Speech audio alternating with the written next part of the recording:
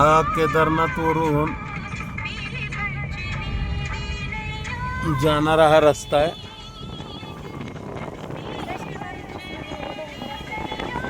हे इतकं निसर्गरम्य असं ठिकाण आहे.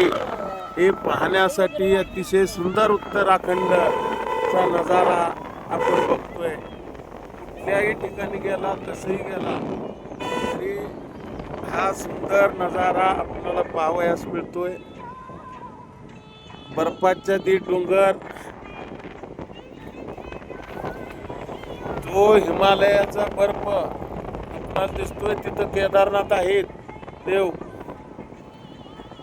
पांढरं दिसतंय ते बर्फ आहे. हे अशा पद्धतीचं नैसर्गिक ठिकाण, निसर्गरम्य सगळी रस्ते, घरे, इथलं वातावरण अतिशय सुंदर मनमोहक अशा प्रकारचं दृश्य आपणाला पाहावयास मिळतं. इथं शेतीचं प्रमाण अतिशय शून्य अशा पद्धतीची शेती फक्त टुरिस्टवर आहे. माणसानं जीवनामध्ये एकदा येऊन केदारनाथ, बद्रीनाथ, यमुनोत्री, गंगोत्री करावी.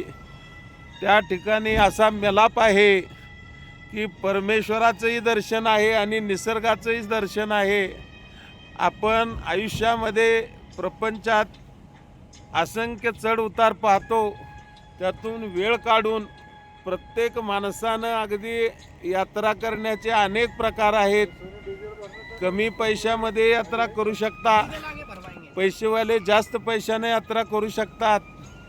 तर आपणाला आपल्या आपल्या कृतीप्रमाणे येण्याची मानसिकता ही प्रत्येक माणसानं ठेवावी. जीवनामध्ये हा आनंद घेतला पाहिजे, हा आनंद भोगला पाहिजे.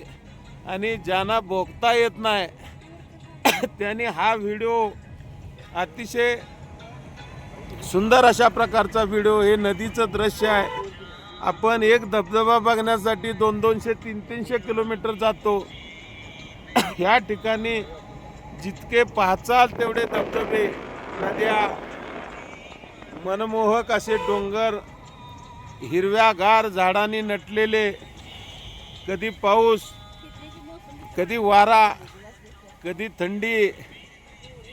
तर या ठिकाणी आम्ही आज केदारनाथला -2 डिग्रीपर्यंत टेम्परेचर होतं. त्या टेम्परेचरमध्ये सुद्धा आम्ही गेलेलो आहे. हेलिकॉप्टरची सोय आहे, घोड्याची सोय आहे, पालखीची सोय आहे. अशा पद्धतीनं पाठीमागं जे दिसते ते सगळे बर्फाच्छादित डोंगर आहेत. आणि त्या डोंगराच्या मध्यभागी हा केदारनाथाचं मंदिर आहे. आमच्या जीवनामध्ये हा लाभ अतिशय मनमोहक झालेला आहे. आम्ही या ट्रिपला बाळासाहेब शिंदे, त्यांच्या मिसेस व आम्ही सहकुटुंब या ठिकाणी आलेलो आहोत. आज आमचा 10वा दिवस या पद्धतीनं पूर्ण होत आहे. आम्हाला फार